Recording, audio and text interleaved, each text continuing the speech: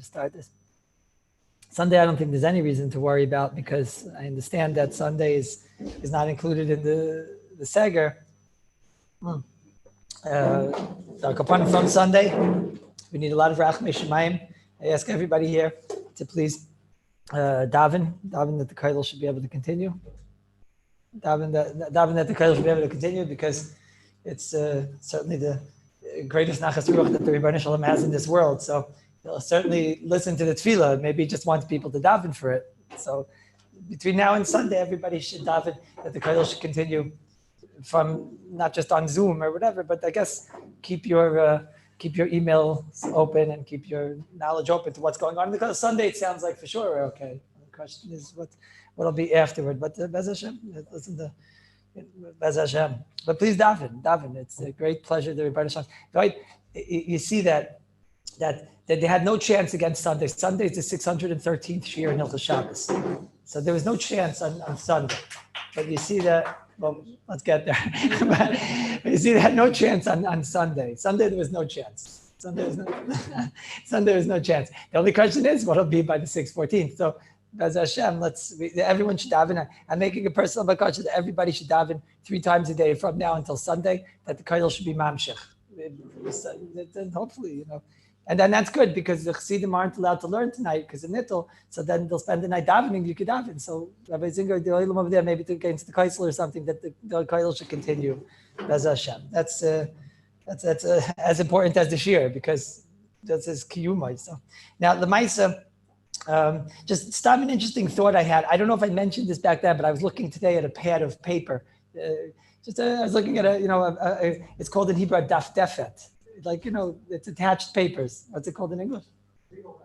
No, not a legal one. What? No, but I need more like a. Okay, it's also a notepad, but also just the ones that have like on the side that. No, but by the way, the Chassidim. College doesn't rule. Into the mention. No, on the side that you rip off each paper. Oh, like the regular paper that you rip off like that. Not with a spiral.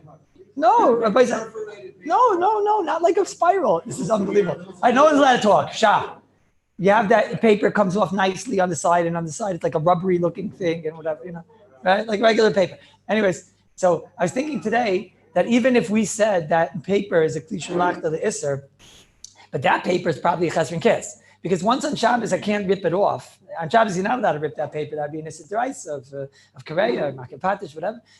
It's an Issa D'Oraisa to rip the paper off on Shabbos. So I was thinking, so that pad now, when it's empty pad, when no one wrote on the pad. So now that pad is not ointment for anything, and you are careful with it. You wouldn't use it for anything because you wouldn't want to ruin a whole entire pad of paper. You agree with my thought? What do you think? Yeah, I think so, right? So I told this to my son who's learning Muksa. So he told me that the Dirshi beat me to it. The Dirshi says this, apparently. I don't know from who, but that's what he said. What? Yeah, that's debatable. I don't want to. I'm saying it's Muksa Machmas Chesar and Kiss, if they would say. That's number 1. Number 2 is Klapi, what we spoke about yesterday. Yeah. Klapi, what we spoke about yesterday.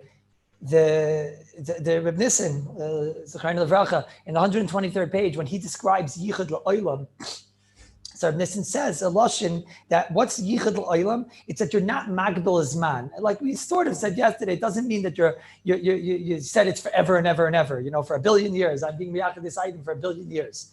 Okay, but he says I'm just not magbel Zman. I don't have agbala Zman. I don't give a time limitation. I don't give a limitation. Just want to remind everybody in the front row to wear your masks because I don't want to see your faces. Okay, the guys in the back, better looking guys. That's what he wants. So maybe all the good looking guys should sit in the. Maybe all the bad looking guys should sit in the. No, how are we do? I just sit in the back. But the kids are the Nissen says that if I just don't give a time limitation, if I don't give a limitation of Zman, so then that's already called L'Olam. I'm a little bit navoich about the case I said yesterday. I must admit, I go back and forth on the Shiloh. I'm not sure what's the din about if I have a stick that I just took because I hurt my leg, somebody hurts his leg, and he has a stick, and that stick he plans on using until he's finished being in pain.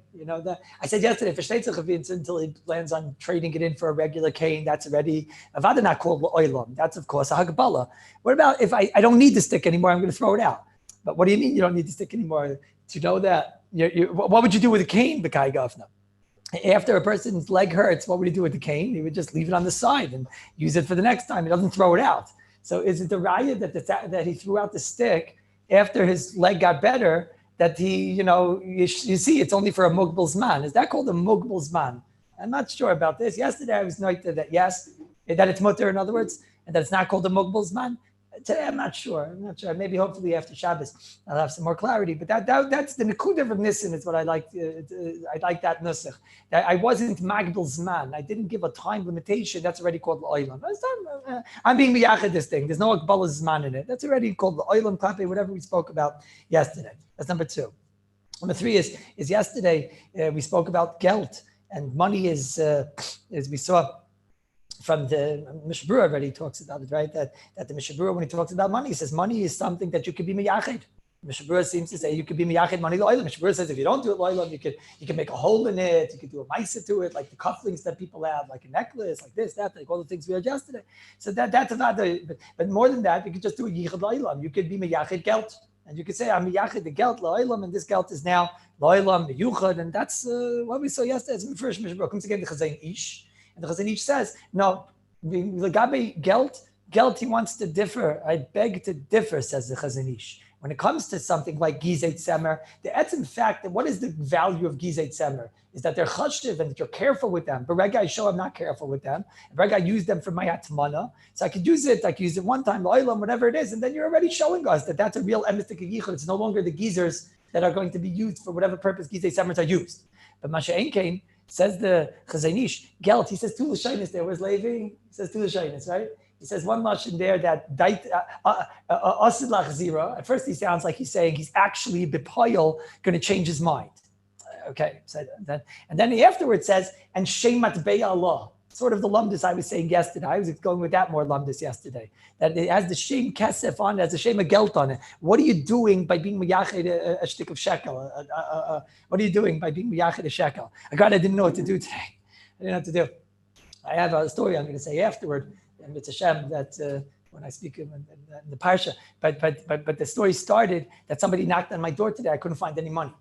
Right? And then I remembered the whole shit yesterday. I was like, I don't know what to do. Like, to not give the yid money. What happened afterward? I'll tell you in a minute. But this time I was like about to give the shekel from the bag, from the sash that has all the marath, the magnifying glasses and everything. I was about to give the guy the 2 shekel I don't want to part with. I won't part with the 2 shekel because I don't have access to another 2 shekel, even though yesterday all you rich guys had 2 shekel coins, right? But the 2 shekels are harder to come by, right? So I was thinking, wow, the 2 shekel, I really actually believe in this yichud. But the 1 shekel, I see I didn't really believe in the yichud so much. It wasn't because I'm a cheapskate, right? It was, I didn't believe so much in the koyach of the yichud. I don't know. So that's what the Chazon Ish says. The Chazon Ish says you know yourself. What's miyuchad about the coin? That you use this coin to decide sizes of grisim and whatever. With the greatest of the simplest of necessity, you'll go back. I said I keep it there lo'ilam. I am ruggle. That's for sure ruggle, right? It's for sure ruggle, And I told you I washed it even, right? So then you see it had a bath and it was ruggle and everything. And I go, so the Chazon Ish says, what's that? The same of a shekel is still on it. It's totally not chal v'yichud kivyachal. That's what the Chazon Ish says. Ma'aseh Mishabura is our paisik. What's the pshat in the Mishabura? It's a vice taisa. If the yid says he's being miyachid without akbalas man, which is certainly what I did over here, no akbalas man, and I'll be moisef, if I actually did something, I put it in a bag, I put it in a miyachadik place, I use it a bunch of times. So that shows that that's here. The fact that one day he might change his mind, he also might take his cane one day and turn it into something else. Okay, that's called he changed the kli. But what's the lumdis, what we're doing here? I should have started with this. What's the lumdis, what we're doing here with yichud? We're taking something and we're turning it into a kli. We're turning it into something that's usable on Shabbos. Dahainu, in what way is it usable on Shabbos? It's no longer just a nothing, it's a something. So here, you could hear a shekel is not something that no longer is just for its value. And the riot's no longer just for its value, is because you see, I use it always for this purpose, and that's enough. The Chazon Ish not like that, because you can never lose the shame of the etzim, what it is. Okay, I could hear about studying, can move on, the psak is like the Mishnah Berurah, it's of a pasha. That's okay, but but the plot thickens. The plot thickens. So yesterday I talked about the shiloh of the Rebbe coin. The truth is, like I said, most of the time, the Rebbe coin, it comes with, they put it in a little sash, not a little sash, a little like plastic and whatever, a little pocket. Okay, so that's maybe probably a Maisa, and Mistama das ist nicht. Mistama das ist nicht Geld. Das ist nicht Mikrofon. Yeah. Das ist nicht Geld. Mistama das ist nicht Geld. Right? Mistama das ist nicht Geld. Right? Mistama at this point now, it's not even Geld. Right? It's already at this point. Well, it's probably battery. I gotta have a battery. But how are we now? Yeah, it doesn't ishkel. No, it seems like it's the battery. No, because on the light it says it's fine. No, I have inside there. What?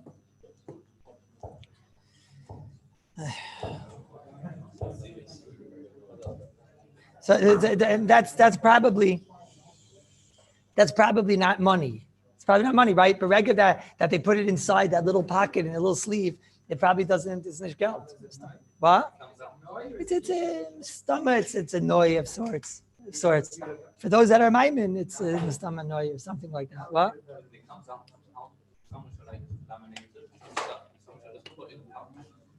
One sec. Sorry. Good. Thank you. No. Yeah. Akopanim mistama das is geld. Let me just keep my train of thought. Mistama, it's money. It's not money anymore. Okay. And Mameli could even show it to people on Shabbos. Okay, it might be like a shtickle zilzal Shabbos. I don't think it's such a great chinuch. Not every 4-year-old and 7-year-old is going to understand what you're doing, right? They're not going to understand that that's okay. So I don't know if it's the greatest chinuch for children or whatever. Mistama, it's nish geld, and mistama, it's a kli. Okay. But mitzad sheni, that's one type of shayla. Then there's another shayla. Shayla's like this. They talk about a coin collection. Right? Did anybody have one of those growing up or whatever? Don't be shy. Don't be shy. Everybody wanted one, at a certain age, and then it became not as cool anymore, And then, so when you were 7, you for sure want. Yeah? Okay. So who still has it? Okay. So, what? So you want me to say who or no? So, okay. So no, it's good to know because you guys could trade and whatever, So the Orchis Shabbos in the 19th parak, the 336th ois. So he brings down that maybe a coin collection, even the great Chazain Ish will be maskim that it's not muksa. Svara being, I guess, that what was the vort that the Chazain Ish held that gelt is muksa? Because you're going to go back. He says a lashon there that the Chazain Ish says. The Chazain Ish doesn't say this, but the Orchis Shabbos says that the Chazain Ish means it's like a bit l'daitai. Like batal is das. Is das is batal. What are you doing with money and being miyachad money? It's bat l'daitai. Mashen kain on a coin collection. You see, it's not bat l'daitai because it's things that people actually do, and therefore you won't say on this bat l'daitai. It's like the truth is the Chazain Ish doesn't say that. Did he say that? I don't recall. Wait, slow. So just one moment, sorry. He said that the vart of the Chazain Ish is a batal daita. First of all, how can you say batal daita when all the rabbanim in Yerushalayim have shkalim and they use them and they biyachid them and what's shayach bitla daita? Say bitla daita on everything in the sugi here. Every shalai dark idika thing you should say batla daita. Right? It's a weird taina, and that's why the Chazain Ish doesn't say it. Everyone understands what I'm saying? If you're going to start saying this lamdas of batla daita, every single thing we spoke about is batla daita except for the things that are totally normal. But the whole sug is filled with being miyachid things what are weird. So why don't we say batla daita? It's a batla daita. It's batla daita. That's svara. It's batla daita. That's about no such svara. No such svara. And the Chazain Ish never said that. But I started thinking, let's see, Taka, is it true? Is it true? Is a coin collection something that maybe the Mishnah Berurah and the Chazain Ish will agree on? And then I realized, yeah, I think so. Maybe the Mishnah Berurah will agree to the Chazain Ish. Maybe the other way around. Maybe Taka, what was the whole lumdis, the Chazain Ish? The Chazain Ish said that when you have, let's say my shekel that I keep talking about for the nida, for these things, whatever. So then the Chazain Ish said, what, you used it as a kli and this now, you'll just go back. Mishnah Berurah holds not like that, because the Mishnah Berurah holds so if you used it many times, or you're oimed to use it, it has a shame of a kli, and the fact that you might go back, so you'll be chayzer on your yichud, or whatever the machlekes is. I can't do more than that to explain the Mishnah Berurah and the Chazain Ish. That's all when I have something that is a usage of the item. So there's a usage. I can understand. I use the shekel to measure grissim. I use the shekel for whatever. Let's say he has a miyuchadik of 5 shekel that he uses for the what's it called? Mr. Pushka, for the pulley. What? The shopping cart. For the shopping cart, right? He has a miyuchadik of 5 shekel that he uses for the shopping cart, right? So then I hear it does a mice of a kli or whatever. I can hear that. I can hear the Chazon Ish's time. I can hear the Mishabur and Versteitz is like the Mishabur. But then you have something that I'm miyachid it. What? This is my coin collection. It's true. I put it in special sleeves and I want everybody to see, and I keep the money from every single country and every city and every this and every that, whatever. But there's no usage. There's no usage to such a thing. There's not a shimush, not anything. The Rebbe thing, I think, is a little bit different. It's a little bit different. There's something yuchad, and it's something with the special koiches. The Rebbe was meichel chaloisim on it after the mikveh, whatever. I don't know, but there's something going on there, right? The Rebbe did something to it. It's come from the Rebbe, and so now it becomes a noy. It becomes a noy. Here, it's a collection of money. I could sort of hear the Chazon Ish over here. I'll just give you an example, right? I'm not talking about like in Eretz Yisrael that every few years the money goes out of style, or like a new style of money. Okay, it's old money, it doesn't work anymore, or whatever. Right? I'm not talking about that. I'm talking obviously that it works. It's a currency that works. So now, just like think about it for a minute. This guy, he goes to, one of my children had one of these coin collections, right? So he had coins from all the different countries and whatever. So he had also pounds from England.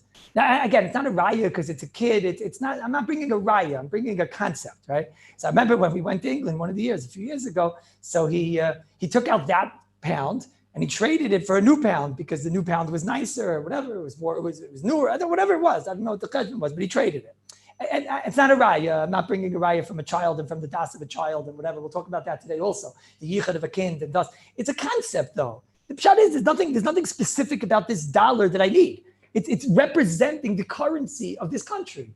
And I just want to have a collection of the currency of this country. Who says Bichlal that the Mishabur wouldn't agree to the Chazon Ish B'kai Gavna? It's not a usage Bichlal. The Chazon Ish is right there for sure.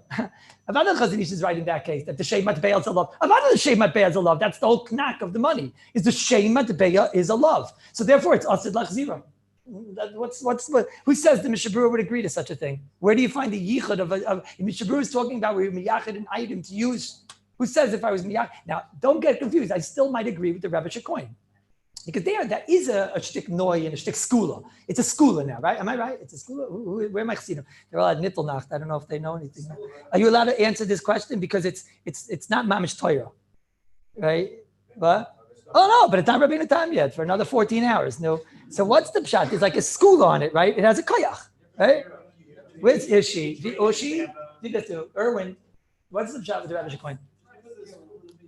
No. Mr. Chassid, there's rules in this room. Who's allowed to answer which questions, okay? What? This is a skill. I love him. They're all frei. In der Sprache. Der freie Menschen, die verstehen, was die sucht, ja? Der Freien hat Haar, ich verstehe, andere Menschen, jo? Sag mir, was suchst du?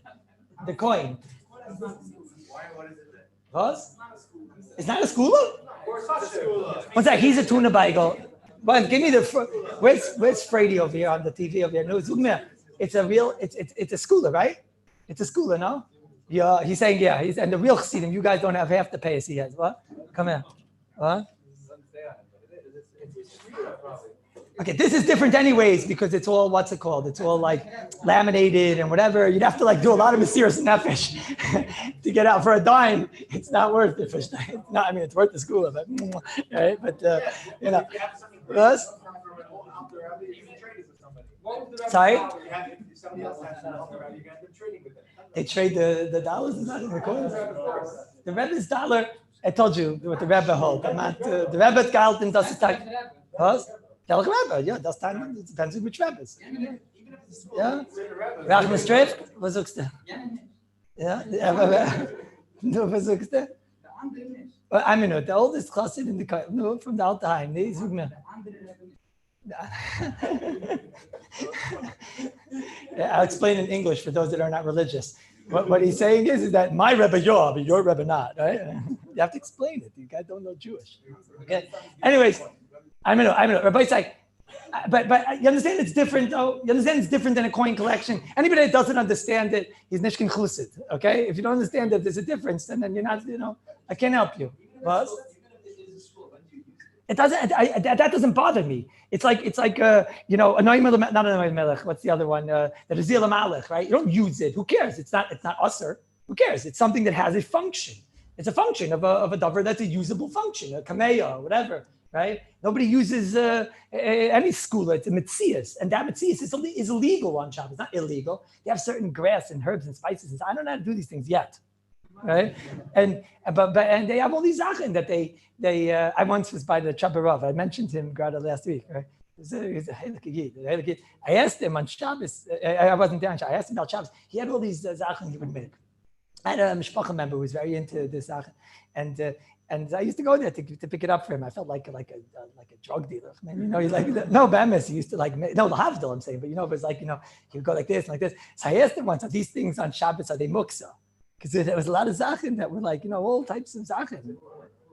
What do you mean? This is a school, put hair on your chest. I don't mean anything you need. What? All types of zachen. No, but it's muksa zachen, right? So I asked him, is it muksa? So he said, this until I turn it into something, it's in ganzen muksa. Until he does something to it, it's in ganzen muksa. It's not just putting a bunch of things together in a baggie, So wait. I'm gonna.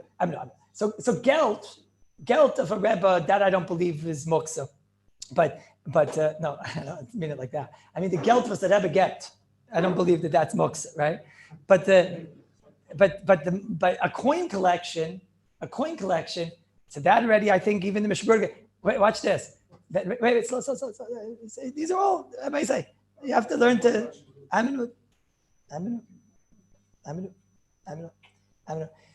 But no, not Aminu. I'll let you guys ask. What do you want to ask? That's a sound coin collection as opposed to something that's what you need as like a collector's coins. As I said, coins that don't have a value or whatever, you can't really use them. Or like a snake quarter. What? A snake quarter. Collect all, they make them for a bunch of years, and each year they make different ones. I mean, Georgia, New York, New Jersey, whatever. So people collect the specific ones. You're not going to change. Interesting. That's a little bit more interesting. So that's. You get a shinier one, you're going to get that one. Yeah.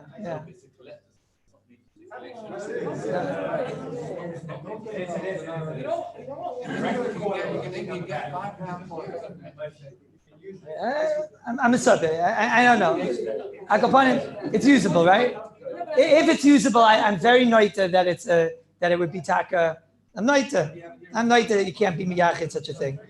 Now, sorry. That doesn't matter. I don't think that matters. I'm not sure if that matters. Maybe. Yeah, that could be. If you have. The problem is all these coins.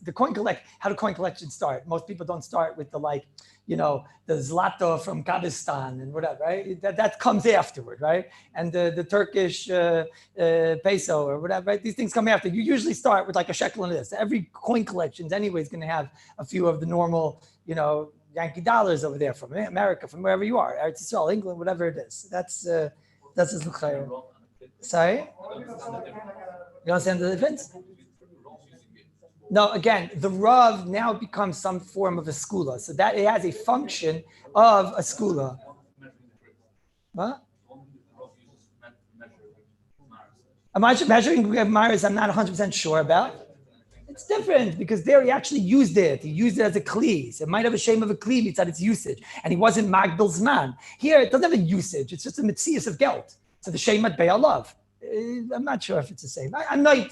Everybody said these things aren't pshutim and brurim. I think it's pashut. Don't take out a shekel to show your kids anyways. You're such a iberchach and look, I can carry around gelt because then he'll be carrying around gelt. Right? But I'm saying, but in Musik, mistama the Myra coin, noite is mutter. Mistama the Rebbe coin, I'm noite is mutter, and I think I'm noite that the coin collection is a fakert is nish mutter. I think side of the mishabura side of the sorry.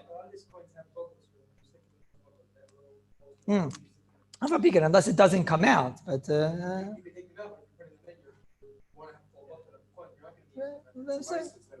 not convinced. It's the same thing. The example I was talking about before, but the example I was talking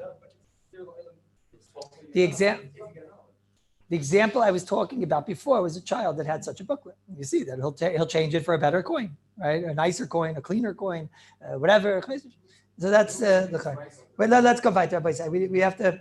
Sometimes the things in the shir are just b'moira, they're not clear, so there's no point in being myrich. You hear that stadim, and it's a shem.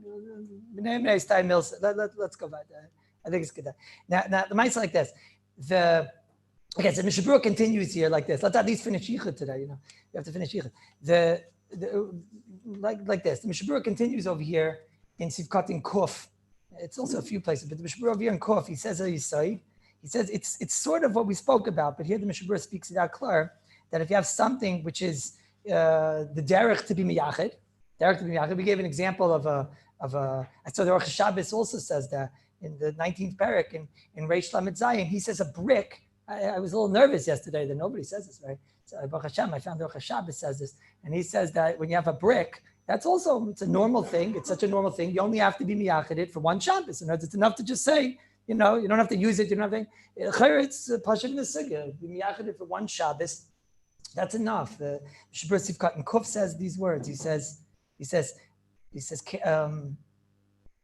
Where is it? Lav davka chotcha. Who think is chotcha l'sreifa ve'moksach kach yichto lekach mi b'ydiyim. If you miyachid it mi b'ydiyim, that's not the one I wanted. And the truth is like this. It's an easier Mishnah Berurah. It's in Shin Yud Beis. Mishnah Berurah in Shin Yud Beis Sivkat and Zayin. It's much easier. Over there he says, "B'davar shedarkei bekach lefamim dai beyichad afilu l'Shabbos echas l'deya rishayna shehi ikar." That Mishnah Berurah just saved us a lot of pain because Sivchav Beis is very difficult and Shitas and everything. That Mishnah Berurah in one sentence said halacha l'maisa. He said, if you have something which is darkei bekach, it's enough to be miyachid it for one Shabbos v'dai bekach. I think a brick is a good example of that. A brick is a good example of that. Now, sorry? Let's hold off for one more minute. What? Tzadi Zayin, the Mishnah Berurah just says b'shas etchak and whatever. The Mishnah Berurah is going there more in the Shitas of the Sugi. Over here, where you see the psak of the Mishnah Berurah. Well, shouldn't you base Zayin and the Shar Tziyun, right? It's true. There are other Mishnah Berurahs and there are steers. I'm just saying that's the Ikar Psak Halacha. The Ikar Psak Halacha is that you're allowed to do it even for Shabbos Echas. Mishnah Berurah and Tzadi Zayin, he brings down B'Shas Etchak. It's a shtickle steer. They ask the Kash, it's steer B'nei Obey in the Mishnah Berurah. From Sivkat in Kuf to Sivkat in that one. And again in Sivkat 9 Gimel and Shinal. So I'm just telling you, the Ikar Shita is that if something is normal, it's enough to be miyachid it even for one Shabbos. That would be enough. Okay. Obviously, it's better to start using it. It's better to whatever. Okay.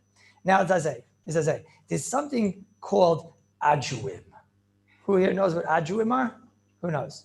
Right? Whoever doesn't know, who learned in Eretz Yisrael and doesn't know what ajuim are. I don't say lived in Eretz Yisrael. Who learned in Eretz Yisrael? Who learned in Eretz Yisrael and doesn't know what ajuim are? Okay. So why weren't you good to your rebbeim? Why aren't you good to your rebbeim? There's something called ajuim. In America, they have all types of toys, right? They have boy games, and they have, what's the other one called? They have, when I was growing up, they had Atari, and they had Kogel. No, we have Kogel here too, right? What they have in America, they have like hockey, they have, right? And smartphones. I mean, they have a lot of stuff in America over here that they don't have, right? So what do the kids play with in Eretz Yisrael? What do the kids play with? They play with ajuim. What's this, what's this game? What? It's peach pits, apricot pits. That's punct why I wore this tie, but apricot pits. You'll look after it. Nobody gets close enough to see. Right? Apricot pits. What they do is they take these apricots, you eat them. After you eat the apricot, so you're left with a pit. What do they do in America with the pit? They throw it in the garbage, right? Recycle. I don't know what goes on with it. But in Eretz Yisrael, what do they do with the pit? Oh, what are you talking about? That's like answer for Megan. There are so many shilas of ajuim, right? There are ajuim banks in the Chadarim. I get shilas all the time with ribbis shilas. Because you think I'm joking? I'm not joking in the slightest. You get shilas all the time because he has, if you have like 40 ajuim, so they have a bank with heteriskas and whatever. And they have like shvacha heteriskas and shvacha banks and rabbanut and whatever. It's nice, right? You get back, if you give me 40, he needs 40 ajuim right now because he has to trade them and he has to play with them and whatever, right? Where were you when you were a bayim? They had to find ajuim and had to walk around the street finding ajuim for their children. Why couldn't you guys with the bachrim, you couldn't bring them ajuim? Okay, too much smoking hookah by studies. Right? So these ajuim, are they muksa? Are they muksa? So this is a very complex shaila in Hilchos muksa. What do I mean? It's a very, let's see. First of all, the Teis Shabbos, the El Yerabba, the Prima Garden brings this all in Sivkat in Ayin Beis. He says, what's the din of the yichud of a child? Obviously, a pit is useless, right? It's not even animal food. It's the pit. The apricot pit is totally inedible, not for an animal. There's no cats walking around trying to eat these pits. And there's no cats in Yerushalayim anyway, so yeah, right. But they're not eating these pits. They're not eating these pits. So now, the Chipshutai on. Now, Yontif, that is Visin, Yontif is a different child. Remember I said on the day one that Yontif is more chamer, 40 shurim ago. Yontif is more chamer than Shabbos. In which way is Yontif more chamer than Shabbos? Is that Yontif, there's an isser of noilad. What does it mean, noilad? When you have a peach right now is a peach, it's not a pit. And the pit is a part of the peach. In Hilchas Tumah V'Tayra, it's true like that also. Now the peach comes off, you're left with a pit. That's what's called a low-level noilad, which I'm not going into now, the sugya. And on Shabbos, that's mutter. We paskin noilad is not muksa if it has a usage. So the nafkamina would be like, if there'd be animals that would eat that pit, so then theoretically, the peach on Shabbos, once you finish eating it, theoretically, that's it. There's animals, and you know your animals, they pound these pits. They mamish love the stuff, right? So then that peach pit would not be muksa, okay? On Yontif, it's not like that. Yontif, we're more machmer and muksa. This is what it means that we're machmer and Yontif. This is the case. That on Yontif, if you have something that changed its form, it went from people food to animal food, on Yontif, we would be machmer, and on Shabbos, we'd be mekel. So on Yontif, the shaila doesn't start, because for sure on Yontif, we are machmer. Okay, everyone understand what I said? It's a Maimar Musgar, and maybe we'll come back to it, but it's not our sugya. We're talking about on Shabbos. On Shabbos, we pass in noilad, it's mutter. So theoretically, if these peach pits would be edible to animals, and there were animals in the town or whatever, we're going to learn that sugya, Mitzvah Shem, next week. That's the sugya that we pass in. There's no problem of noilad, and therefore Taka could change its mahus on Shabbos as long as there's eaters. So then it's fine. So here, you have a shot like this. Here are these peach pits, the animals don't eat them. Okay, but the kids love these things, right? They're mamash a toy. Right? They're a toy. They're a wonderful toy.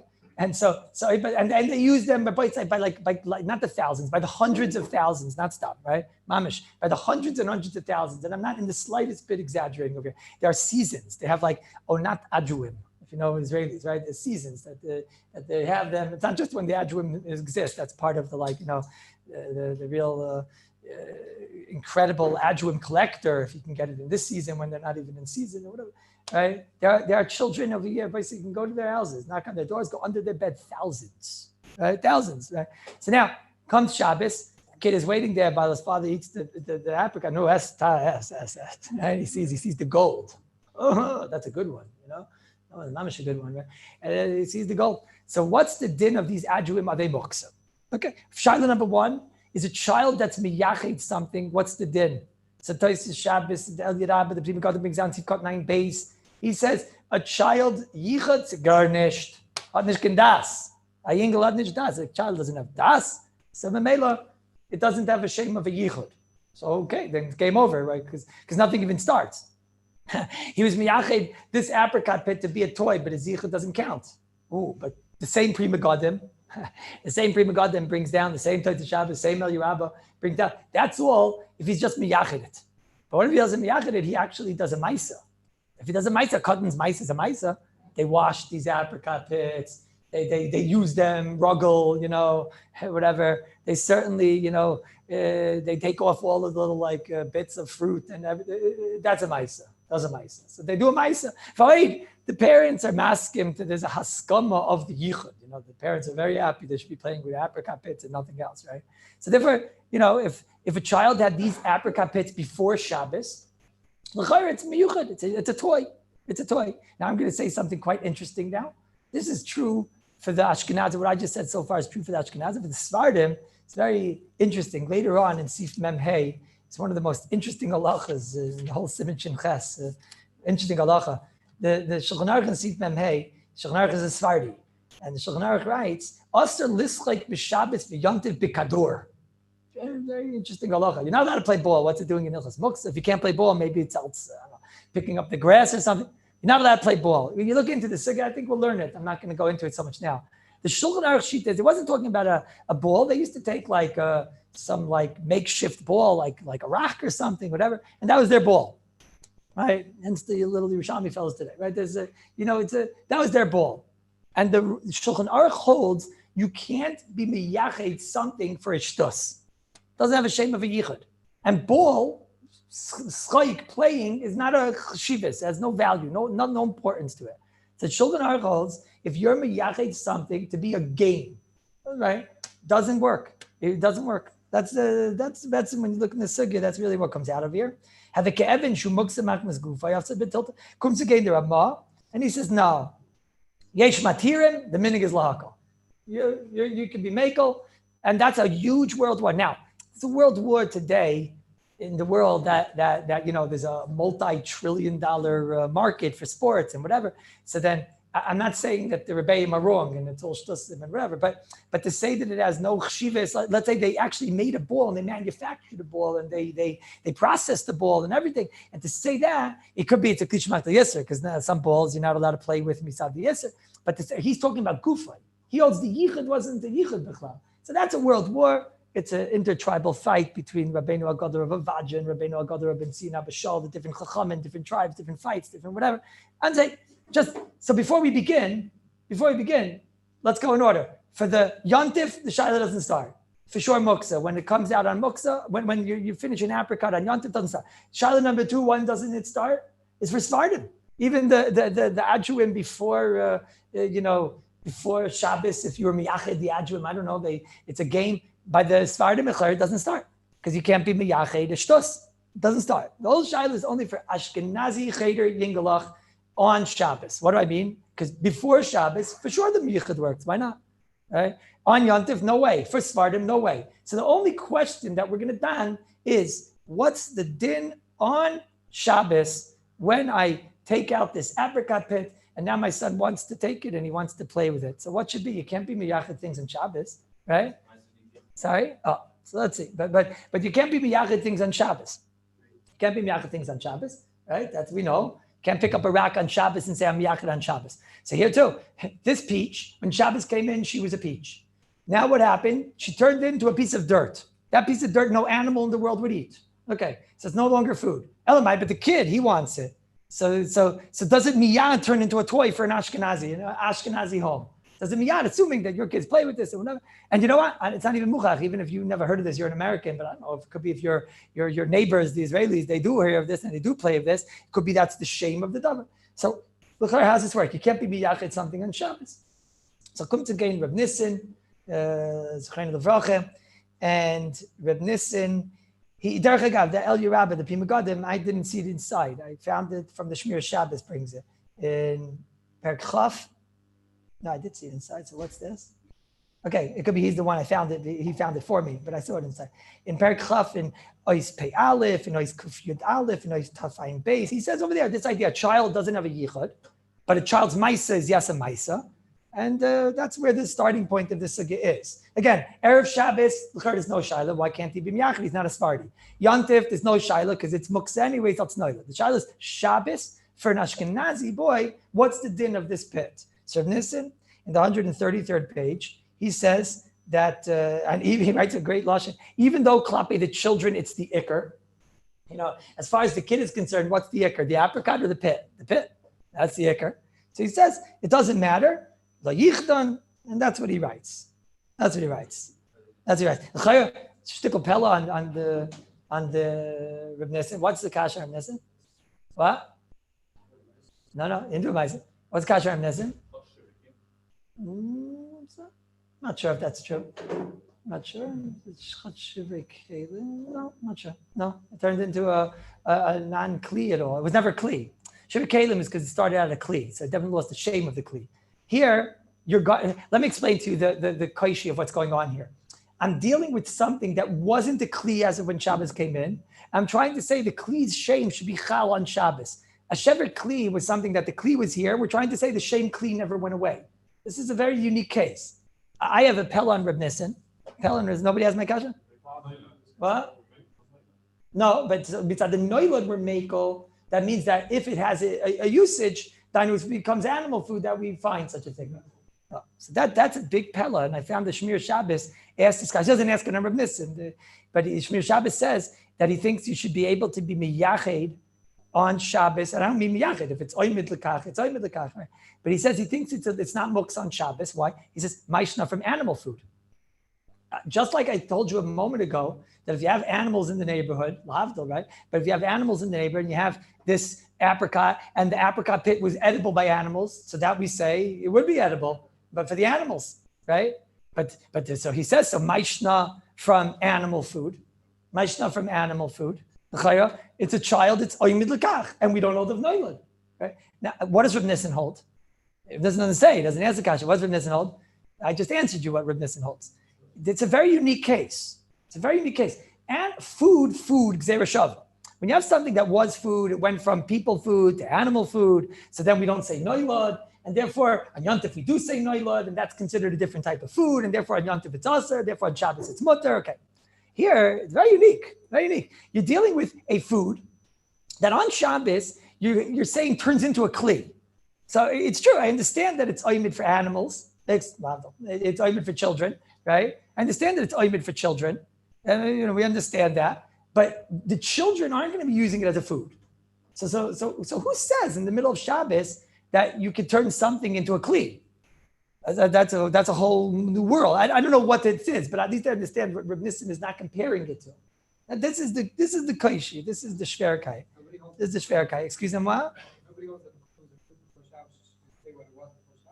That's the sug of noilad. In which way? And it shouldn't be a kli? Why should we say the status changed? Say what it was. What was it? It was a fruit. Yeah. It's not a fruit anymore, right? It's not a fruit, but it's something that you were admitted to the Mishnah. So then You can't do that, right? It's not true. We know from Noila that we have rules. It's got to be animal food. It's got to be this. We know from Shever Kalim, it's not like that. It doesn't work like that. What? So again, it is definitely a Noilad. It's definitely a Noilad. No, because Shabbos we hold Noilad as mutter. It's only a Yontif that we hold. There's other Noilads which are worse. There's a Noilad gomer, like an egg that was laid. No. Again. It's Vaday Noilad. That's for sure it's Noilad. It is Noilad. There's no question. And Yontif would be also it's Noilad. And there's something called a Noilad gomer, like an egg that gets laid. That's a Noilad gomer. That's also on Shabbos too. But then there's something which is just like a Chatzi level Noilad. Yontif also, Shabbos mutter. This is a Chatzi level. So we tell the Noilad it doesn't bother us. But I need that in the middle of Yontif, the shame of this kli should be chal. That's the big shaila over here. And I'm not sure. I want you to know the shaila now. When we don animal food, we're going to come back to the shaila. Right? We're going to don the shaila. The truth is, the reason I only brought it up now is because on Erev Shabbos, for sure it works. The yichud and there's not supposed to. That's for sure that on Erev Shabbos you could be miyachid and the kids' yichud works. Why did the kids' yichud work? Because they did a ma'isa, the and it's also important to know about the chayni b'nei svardim. So then it's no good. It's no good, right? I once got a shaila from like a whole ribbis shaila with the adjuim and whatever. In the middle of the shaila, I got one of the kids is a Sephardi and was Ashkenazi. I started timing that maybe for a Sephardi boy, it's worth less. I had a whole cheshbon of ribbis. It's like a ganze cheshbon over here. But the kid asked me from a shach in your day in Kufayin Zion. So I don't know. But it was like, no, it's like a whole. I'm not even joking. He doesn't know it was a shach in your day, but it was like a whole ganze cheshbon because for the kid it doesn't have a value on Shabbos, and for me it's worth something 7 days a week. And what does that do to value? It's a ganze shach about this. They're very complicated. But mommy buys the apricot for the fact that it has right. When she's in the store, it's more than that. The kid says, "Mommy, apricots," right? Sorry. But it didn't have the shame. It wasn't out yet, so you can't be. It wasn't noiled yet. It was still in utero. It's called right. It's still a muberis. The peach is still pregnant. That is, yeah. What? No. If he ate it on, so now. So Rabbi Blumenthal is asking, what if they ate the peach to yeah, and the kid didn't find out about it, and then the kid walked out. Oh, Friday night he sees these peach bits over here, right? So now nobody did a ma'isa. It's not noila, but nobody did a ma'isa. Yeah, so that's already not pasha. Now we have to decide. Thank you. I forgot about that case. Thank you very much. Everybody hears the case. I forgot about that case. And that's a very normal case, right? The kid, Erev Shabbos, I say, sometimes in the shir, I say shaila is just like, to bring out the point. And sometimes I say shaila is just to be geschmack to bring out the point. This is mamish, the Yerushalayim, this is the shaila. I'm not joking. Like, this is a normal shaila. It's not like, fun. This is mamish, normal mamish, right? When they ask me once in a while to give a shir, the cheder to kids, excite them a little bit. This is what I told you. Allah al-Ma'is and Adjuim, it does. It's not like, nobody smiles. He's talking about Adjuim, it's weird. It's mamish normal. I'm not saying it's normal, but that's normal, right? So Rabbi Blumenthal is asking me a very normal question. What happens if Erev Shabbos, you ate the peach, okay? The kid didn't know about it. Now, how do you don this? Is this like our chariyos? In Yerushalayim, are these like chariyos? The chariyos we saw when you stomach have them. When the mama, when she bought, let's make a case. Let's say the mother bought the kid to buy the apricot because he has the adjuim. He's all excited. The mother said, fine. So it's zikr oimid lekach, right? In that season, it's zikr oimid lekach. So Rabbi Blumenthal says, so that's mamish like chariyos. That's like chariyos. right? Chariyos, what do I mean that's like chariyos? We saw that there was a tzad that if you cut them stam, remember, if you cut them stam, you might not even need a yichud. It was only because cuts some tzreifa that now you have to be miyachid it back. Is it mamish like that? It's like, cuts on stam, maybe you don't even have to be miyachid. Maybe if Erev Shabbos, you had these adjuim, ad kedei kash, you didn't even wash it yet. You didn't do a ma'isa. If you did a ma'isa, it's not just that. Right? But you didn't do a ma'isa yet. But what's the difference between this? What was the lashon in the Mishabur the Rebbe said? Rebbe said in Sivkatin, Peyalef, where was she? Sivkatin. The Rebbe said, "Mash v'stama lo yasiri." Ayin l'kaman, eitzim shalanu stama oim d'lasaka. Okay, that's us, right? Stama lo yasiri. Shpur goes again in Pei Vav. I think he said it again. As Rabbi, no, yeah. In Pei Zayin, Ika dekaimeli shivika dekaimeli eitzim v'kanle nasir mechshavasei. No, that was something else. That concept. I'm noita in Yerushalayim Kodesh, Erev Shabbos, the adjuim. Even if you didn't wash them, I'm noita that it's not moksa. You're not noita, it's not moksa. Huh? Come again? Sorry. Why is it not? No, for the Shvardim it is. The Rama says, Yesh Mekilim, even on a shtus. We could be miyachid even a shtus. Right? Yeah. Yeah,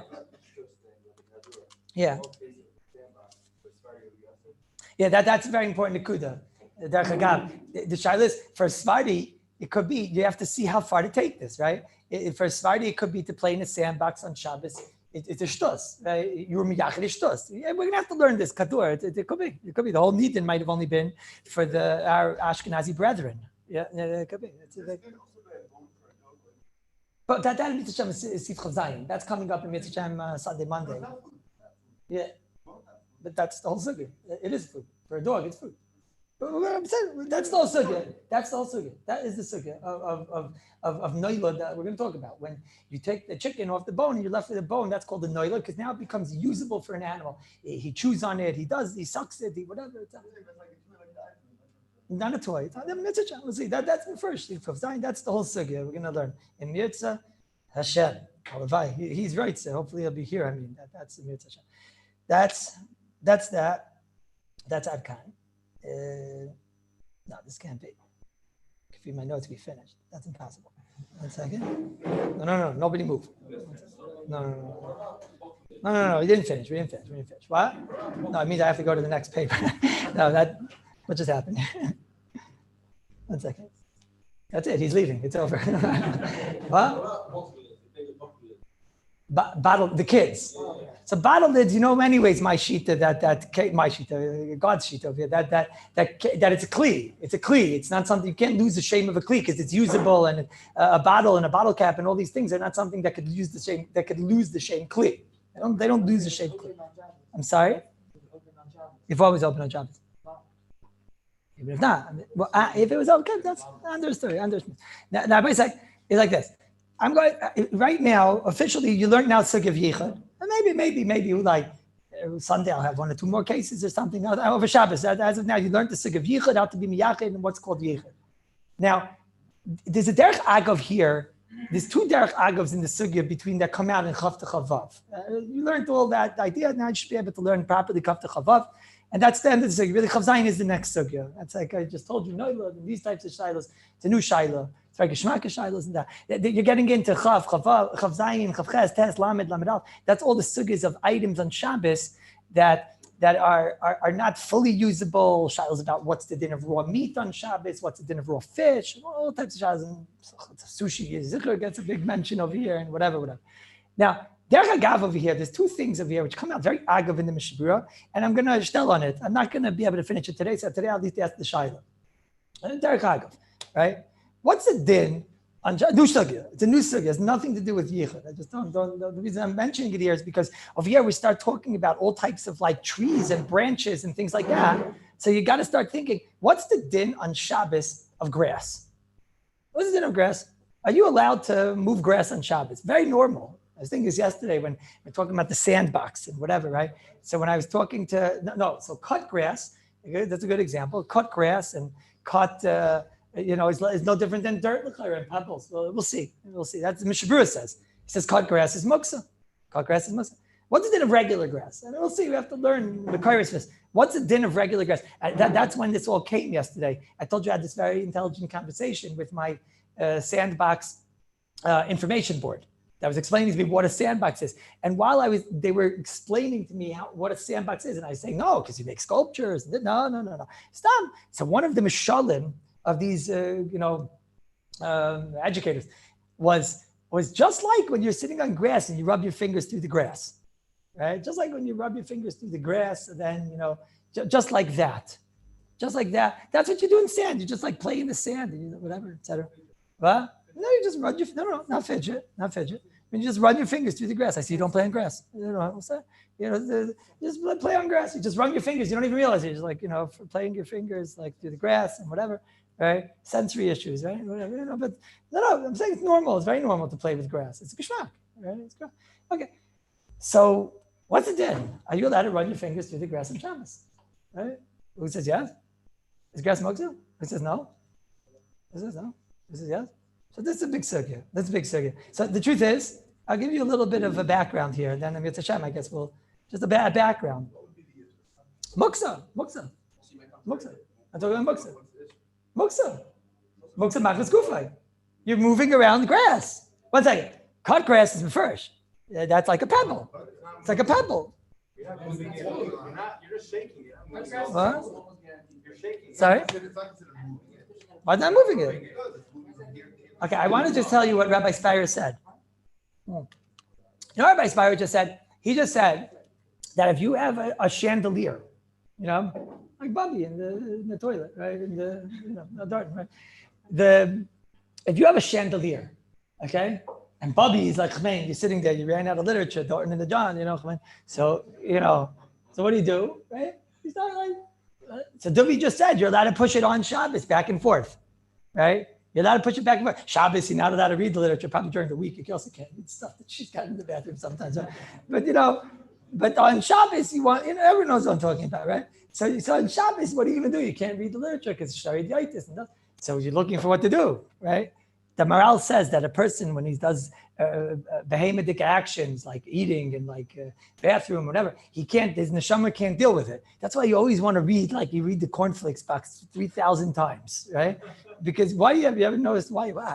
Taka, vitamin ZDR, whatever, right? Why? What's the lumdis? The lumdis is because your body is eating right now. So the neshama says, give me something normal, give me information, something. So you'll read again and again and again about, special K, like an oldic, So there you are in the toilet. So if you do this, you'll be able to go like this, to just shake it back and forth. It's muksa, it's a light, it's muksa. I don't know what muksa it is, but it's muksa, right? We know light is muksa, whatever. So you're going to be shaking it back. Why? Because it didn't move.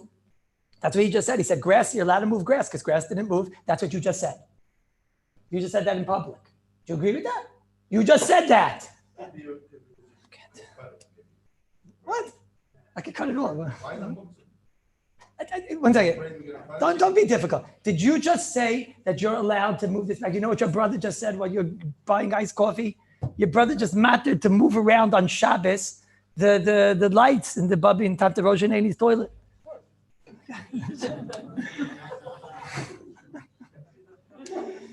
Your poor mother. You tell your mother to call me, all right? Yeah. It's muksa. Why is it not muksa? It's muksa. There's no usage. Why is it different than stones and bricks and everything? What?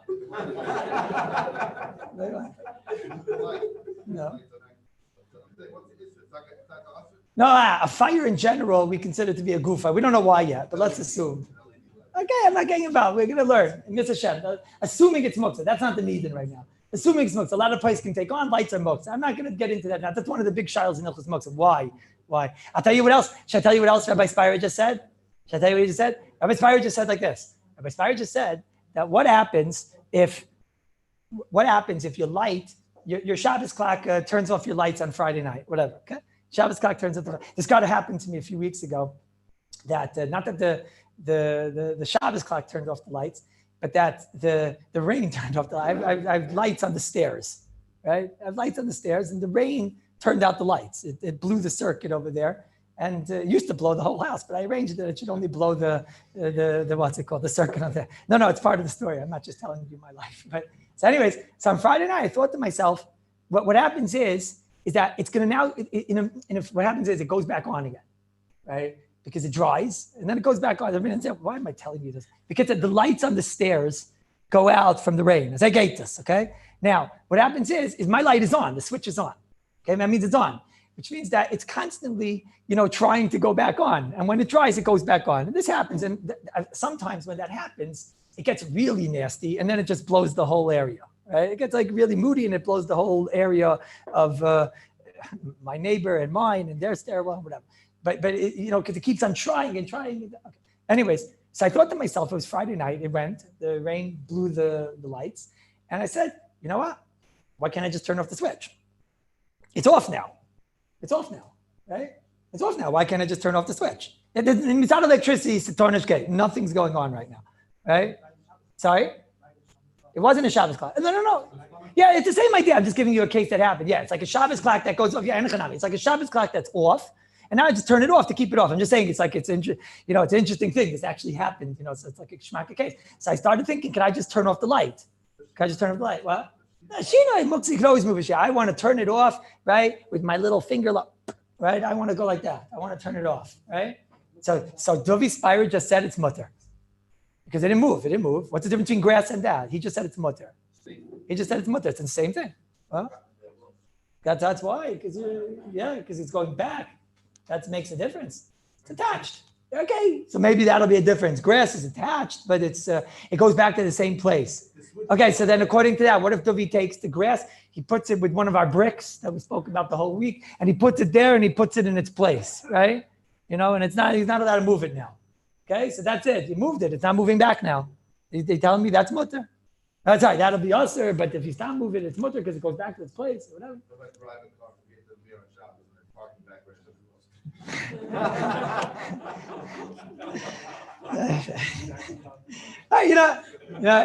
It's a spade.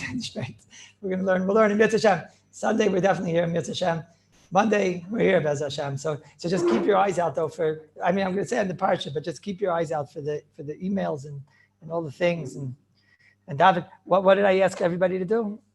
Everybody should daven 3 times a day. I mean, in general, it's a good thing, right? But everybody should daven 3 times a day for the kollel. Everyone should daven for the kollel. That we should continue, even on Shabbos, even during Musaf.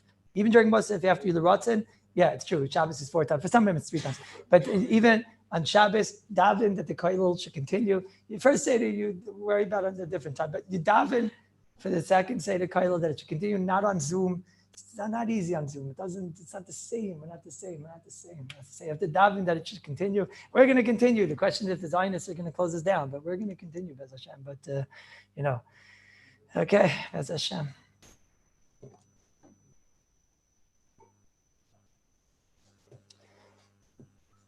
Okay, so Parshas Vayigash.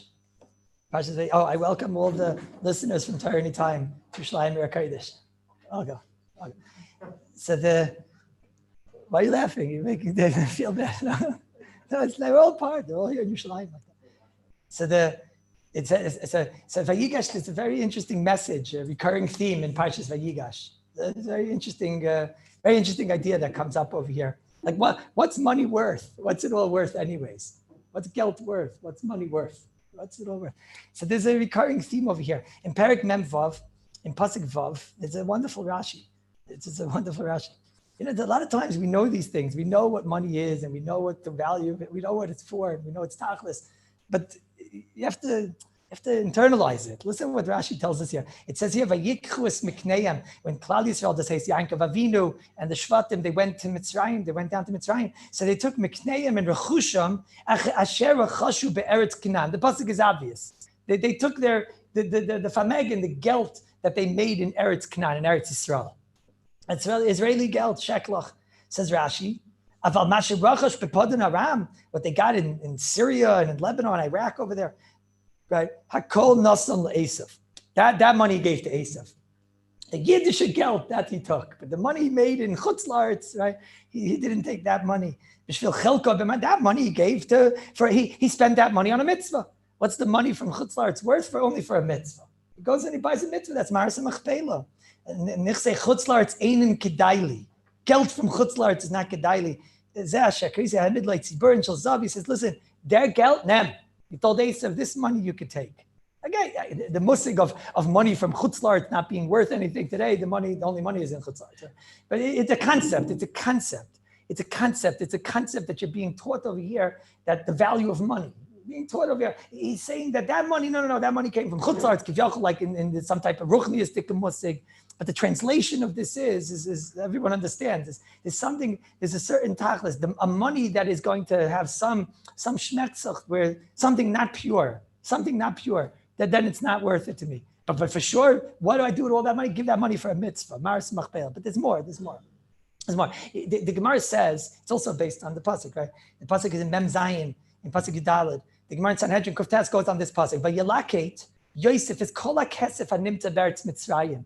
Yosef amassed all the wealth of Mitzrayim in order to, that's what went on. Right? He took all the money, and with that, Mitzrayim amassed a tremendous amount of wealth. Oitzrus of treasures, because Yosef amassed all this wealth, all this geld. Uberetz Canaan, Bashevi got all the money from the Gans Middle East. That's what you're seeing in the pasuk. Vayavi Yosef, and they brought the money to Yosef. Talk to Gemara Sanhedrin. Yosef amassed 3 tremendous treasures. Shalosh matmoinim, 3 matmoinim, 3 tremendous hidden treasures. Yosef hid in Mitzrayim. After he amassed all this treasure, he hid 3 treasures. The Gemara says that one of them Koirach found, one treasure. And then the Gemara says one of them was found by Antoninus, Ben Asvidus, years later. And then one of them is Shomer for the Tzaddikim, Lasid Lavai, and the Asid Lavai, it's for the Tzaddikim. It's not the Gemara. And just think about the Ben Ichchai and the Ben Yoyada on the page. It gives a little glimpse of what's this money and this wealth that was amassed by Yosef, Mazeh, and Yosef's hiding the money in the ground, and it's being found. Like Karchse explains, and I think there it's on the page in the Ben Yoyada. He explains that money in a time of a Rav, in a time of this amassment, there's no difference between poor, there's no difference between rich, there's no difference between kosher geld and treif geld. All the money came. So there was money there which had mamish shroshim of terrible. There's money there which was exchanged for avodah zarah. There was money there which was stolen money. There was money there which was gone. And then there was regular kosher, hard-earned geld. There's different type of money. So he says the money that was for avodah zarah, that Yosef at Tzaddik went, and he had that chachma, like Rechaim Volozhin used to say, that B'tzalel was the Yodea Machshavas. He knew when this person gave the money with this Machshava, so I went for this in the yeshiva, and this went for that in the Mishkan, and whatever. So Yosef also knew. He knew this money. So he said, look, that money, that's avodah zarah. So a third of it he buried over here. That went, Koirach found that money. He explains, with Shvashim avodah zarah. And that money went balua into the ground. You can't get enough from that money. So when Koirach attained that money went into the ground. And then there was money which came from Gezel, if you didn't actually steal and the money came from you, so it's not kosher geld, we say, right? It's trade for geld. But for a guy, it's a nishkeferlich, right? For a guy, Abi, he didn't steal, right? So it's only a problem when you want to do ruchniistic things with it, right? So for the Antoninus, that's gewaldig, that money. Okay. And then there's a third money, which was totally kulei kosher. And that money is going for the tzaddikim Lasid Lavai. Adkan the Ben Yoyada. Very hard to understand this Ben Yoyada. Like Rabbi say, what's Yosef doing burying these treasures? Who asked him to steal the money from Mitzrayim and bury them in the ground? Like a weird thing. Where is he burying all this money in the ground? Who asked him to do that? It's not his money at all. And Stamakasha, tzaddikim need money Lasid Lavai. What doesn't geld? In the Asid Lavai, geld is chazer treif. You don't need money in the Asid Lavai. It's shamer for the tzaddikim in Olam Haba. What's the money in Olam Haba? Who needs money? So the Mekubalim explain a bit more here. They explain a lot of it's based on the Ben Yoyada's idea. But then, and they different mahalchim to explain what are these 3 matmonim. What are these 3 matmonim? What's money? What is money? And explain like this, to Kafi, my small understanding, but the idea everybody can understand. That there's 3 ways to use money. 3 ways to use money. There's one way that you could use money, which is for covet. You could use the money to become powerful, in charge, right? Balgaiva, politics, you could become the president of the United States, right? With money. Money is something that you could use the money for purely for kavod, gaiva, kavod, to hang with the big wigs. That's one usage of money. That money, that's the money of Kairach. That's the money. What does it mean? Yosef over here was teaching us tremendous lessons. Matmoinim, treasures of money. Well, what is money? What's money? And the first money, that's the money that Kairach found. Right? Yosef taught us this. And that money, that gaiva is also for klipa for Avodah Zarah. Kairach found that money, and that was the money he used in order to buy power and to become the king and to become, he bought they bought them their 250 begadim of Kallus, and he used that money for kavod. And that money is a fleeting anah, because everybody knows kavod is so fleeting. He thinks he's the most mechubadik person in the world, and everybody talks about him. He's Ezu, the person who's mechubed. He's the one that the kavod runs after him. If he's running away from kavod, if you're running for the kavod runs away from you. It's all fleeting. It's all on the ground. That kavod is worthless. That kavod won't last. That kavod has no kiyum at all. Then there's money. There's a different money. There's a money that I use for taiva. Buy cars, to buy it's food, it's cars, it's fancy this, it's houses, it's that, it's everything, right? It's olam hazeh. Olam hazeh. Who had the most olam hazeh? The Gemara Taka says in Brachas, I think it was Nun Zayin. The Gemara says, Antoninus, like Pascha from his table, not this, not that. There wasn't a piece of sushi that didn't came into the tish. He had a zah tish, he had a zah food, he had a zah olam hazeh, he had a zah taiva, every taiva in the world. That money, it's a little bit less fleeting, You got something for the money. He got the food. He got a stomach ache, right? He got what he got from his taiva. He got all the and all the taivas that he gave. It gave him all types of gave him all the stomach diseases and all the other diseases and all the taivas and the chulei, right? So that taiva it lasts in olam hazeh. Lasts in olam hazeh. That's for Antoninus. Okay. Then there's a third money. Then there's a money which is not a fleeting, and it's not a money which is just for olam hazeh. It's a money that lasts forever. That's a money hashomer latzadikim lasid lavai. That's a person that uses his money for Torah and mitzvahs. For Torah, mitzvahs, chesed, ma'asim tovim. That money lasts forever. That was what Yosef was teaching. They don't need money in the Asid Lava, everybody say. He's teaching you what is the treasure, what to do with money in this world. So the money, if you're going to use it for kavod, for gaiva, for taiva, right? But then there's a matmoinim, there's a kesef that he uses for Torah and mitzvahs, and that money lasts forever. That's the value of money. That's what you're seeing here. That's what it says here in the parsha. That's what it says. What does it say in the Mishnah Navis? B'shas p'tirasai shel adam ein melavin loy kesef loy zav loy avanim tovos loy margolias. The only thing is Torah and ma'asim tovim. That's what it says over here. That was the big lesson in this parsha. So that's why the Torah is so myrich over here about the amassment of the geld and etc. And these gimel matmoinim etc. And this is something that you have to internalize this, the value of money. You have to internalize this because when you're young, especially, it's easier, because when the stakes are higher and the nisyonis are higher and the money is more, that it's a ma'aseh with what's the money worth, right? It's a ma'aseh with Rabbi Yashiv. When Rabbi Yashiv was sick, this is going back 20 years ago, which means around 10 years before Rabbi Yashiv was nifter. There was one time when it was an emergency sick. There were different times when Rabbi Yashiv was sick. It's when he was about 90. And he was all of a sudden he had an emergency. And there was a younger man who was a Tzala member who saved him.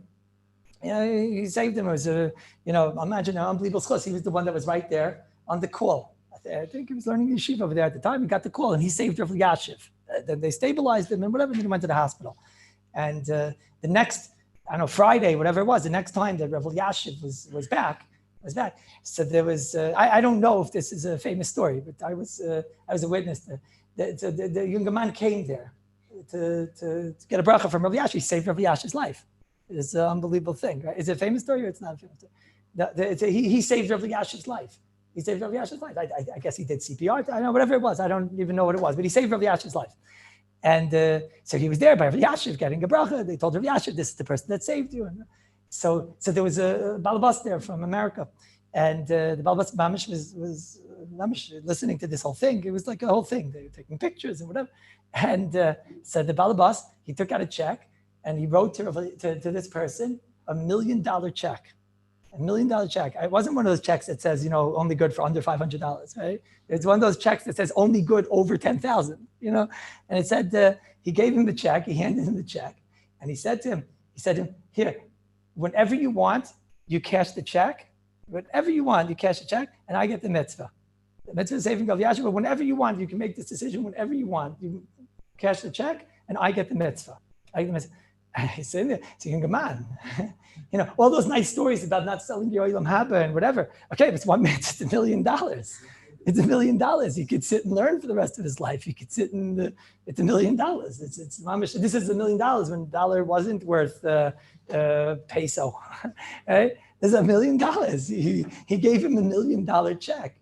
Right? See, man, almost like that. See, mommy, he didn't know what to do. So he said, I suppose he said he'll ask her for Yashiv. He asked Rabbi Yashiv. So he asked Rabbi Yashiv, אני אברך, I'm an avrech, ואין לי כסף. האם זה כדאי? The unbelievable reaction of Rabbi Yashiv, the unbelievable reaction, not a smile, not at anything. No, it was איך אפשר למכור mitzvah? It was a reaction. How could you sell the mitzvah? It was a reaction. It was like a reaction. Something itches, you go like that, right? It was a reaction. It was so normal for him. What's money? What's money? What's money? How could you sell a mitzvah? He didn't know what he was talking about. How could you sell a mitzvah? How could you sell a mitzvah for money? On the spot, the young man took the check and ripped it up. Just to get out of the Yetzer Hara. He ripped it up because he had the same reaction. Because he saw emes. What's money? $1 million? He saved Rabbi Yashiv. You saved anybody's life. But $1 million? $1 million for shaykhis. Imagine believing that, Rabbi Yisai. Imagine somebody hands you $1 million check and he asks you for your tefillin this morning. Rabbi Yashiv didn't mean out you saved Rabbi Yashiv, you saved the king. He didn't mean that. He meant you did a mitzvah. Imagine somebody comes to you, gives you $1 million. I take your tefillin this morning. I'll take your mitzvah tefillin. You're doing tefillin tomorrow. You'll do tefillin a minute later. Right? Imagine having the emiskite and clarity, what is worth in life and what is not worth. I'm going to tell you a story. This story I think is famous. But I'm going to tell it to you anyways. I'll tell you why. A story with the great Maggid. His name was Rabbi Yankel Eisenbach. Okay? Yitzchak Eisenbach. There's 400 million Yankel Eisenbachs. But Yitzchak Eisenbach was a big Maggid in Yerushalayim. Big Maggid. When he was a young boy, he was a real a Psushalmi kid, Alei B'dika. This child, one day on Shabbos, he was the Yerushalayim streets were his playground. And one day on Shabbos, in the afternoon, Shabbos afternoon, he was walking in the old city. The old city in those days was overran by the Arabs. It was totally Arab, And there he was in the middle of the old city, and he sees Napoleon. And Napoleon was a gold coin that could feed his family till today. Okay, in Yerushalayim, that same gold coin goes around. You go to the Gemach, you get the coin. And that gold coin would have been enough to feed his family for a very, very long time. He sees a gold coin on the floor on Shabbos. You guys are learning Muktzah. Right? He sees a gold coin on the floor. He's standing by the gold coin. The gold coin started to talk to him. Right? Take me. Right? Right? He stood there, looked at the coin, didn't know what to do. There's 5 hours left to Shabbos. 5 hours left to Shabbos. He took the coin, and he covered it with his foot. Covered his foot. Didn't do it, Ezra. No, Ezra. He said, wait there for 5 hours. He covered the coin for 5 hours. He sat there. He stood there in the old city of Arabs walking back and forth. In the old city, he stood for the next 3 hours. After 3 hours, right, little Saddam comes over to him and says to him, and he's standing there and he's not moving. He tells him to move. So he's not moving. He says to him, why aren't you moving? He says, because I'm not allowed to pick this up on Shabbos. I'm not allowed to pick this up on Shabbos. So Saddam pushed him or punched him, right? Grabbed the coin and ran away. He was a broken boy, a little child, right? He's a broken boy. That was the whole Famegan. And he stood 3.5 hours waiting for this coin. Imagine the Agnes Nefesh. Said he used to go by Tish by the Chernobyl. Chernobyl, by Shal Shudas, he would set up the Shal Shudas, and he was a boy. Comes to the Shal Shudas, and he was like sulking, as we say. He was like sulking, And so the Rebbe saw, the Rebbe told him what's wrong. He didn't say anything, right? So the Rebbe told him to come to him to discuss with him what's wrong. So he came to the Rebbe. He told the Rebbe what happened. So the Rebbe said to him, okay, don't worry, come to me Motzei Shabbos. Motzei Shabbos comes to the Rebbe's house. The Rebbe takes him into his room, He opens up a drawer. He takes out a coin, right? The same type of coin. And he puts it on the table. And he said, this is your coin. That's what you're sulking about. This is your coin. Gives him the coin. The boy was murdered. He takes the coin. He says, but you take that coin. I'm giving you the coin, but I get the mitzvah. I get the mitzvah that you were Mekadesh Shem Shemayim, and that you were willing for Shmiras Shabbos to be Moised Nefesh to stand there, Moised Nefesh to leave the coin and to not take the coin, but I get the mitzvah. Ingel, meinst du, is it kedai to sell the mitzvah? And the boy said, Avada nicht. Gerecht, you're right. He told him that oitzer, that he was Yerush. He said, of all the things he heard from all of his Rabbi, and from all that he heard from all of the rabbis and everybody, he was a big maggid. He said it wasn't worth that lesson. That lesson was priceless. That mitzvah, nothing is worth that mitzvah. Nothing is worth that mitzvah. Imagine having that hashkafa and that attitude. I think it's a famous story. Am I right? It's a famous story. Okay, so let me tell you who told me the story. I never heard the story before. I never heard the story. The first time I heard the story was on Hanukkah. How did I hear the story on Hanukkah? I'm sitting at my table, and I told you today part of the story with the shekel inside the bag. Right? Anyways, I'm sitting up, but that's a mitzvah that recurs itself. I'm always looking for money. There's somebody knocking on the door. If it's a duck, I didn't have the money. Right? So I'm looking around. I don't have somebody knocked on the door. If it's a duck, I come back into my room. I'm looking around for a shekel. There I have only shekel was the one inside the. Okay. Anyways, I'm looking around. So I scream out, does anybody have money? Does anybody have money? Right? So my daughter says, I have money. I got money. Right? I got money. I said, okay, great. You know what? Bring me money and I'll give you back. I need somebody's at the door. She comes down and she goes straight to the door. I was still in the room. Right? And she just ran down. I'm by the door and I see her by the door and she got like all the money. You know what I'm talking about? But like 10 agurots, right? And 1 shekel. And a pound, and the dollar from Kazakhstan, and and Czechoslovakia, and whatever, right? And also, and a $20 bill. Bubby gave her a $20 bill for Hanukkah, and a $20 bill, and there she is, one by one, taking it all and giving the whole. Oh my goodness, the ganze from Megan. She's about to give the keys to my car. Right? You got the ganze from Megan. I'm looking at this. I planned on giving the guy Zaret Yisrael. I planned on giving the guy Ulai 2 shekel, Ulai 5. Maybe a 10 or a $20 bill. That's a Jefferson. Right? And she gave and she didn't give 20. Afterwards she goes to the door. Right? Who is a happy person? And the other daughter, do you want a donut? He got one of the donuts from the Kallus. Right? He's coming back. Don't worry, he's coming back. Right? Afterward, I said to him, Meidela, how much did you give? Like with the exact number, right? I gave 31 shekel and $20. 31 shekel and $20. This guy, mama should hit the jackpot over here, right? 31 shekel and $20. I told her, okay, maybe next time ask Tati because Tati didn't want to give that kind of money. Tati's gonna have to get a job now. She says, Tati's not paying. I'm giving the money. I told her, no. I said, I'm giving the money. I called you down. I'm giving the money. And then she tells me this whole story. Mommy told us this story, right? They have this book. That's why I imagine it's famous. My stories, I have to go and talk to Yerushalmi guys in the street, right? But this story is in a book. And Mommy read us this story last night about the mitzvah and about that. She says, you can't buy my mitzvah. You understand that when you mechanech a child with that at a young age, it's going to cost the father a lot of money, right? But when you mechanech a child like that at a young age, that there's nothing precious more than a mitzvah. There's nothing worth more than a mitzvah. That's a treasure. That's what Yosef was teaching. That's what Yaakov Avinu taught us in this parsha. It's a side nekuda in the parsha, which is a tremendous value. Okay, good Shabbos.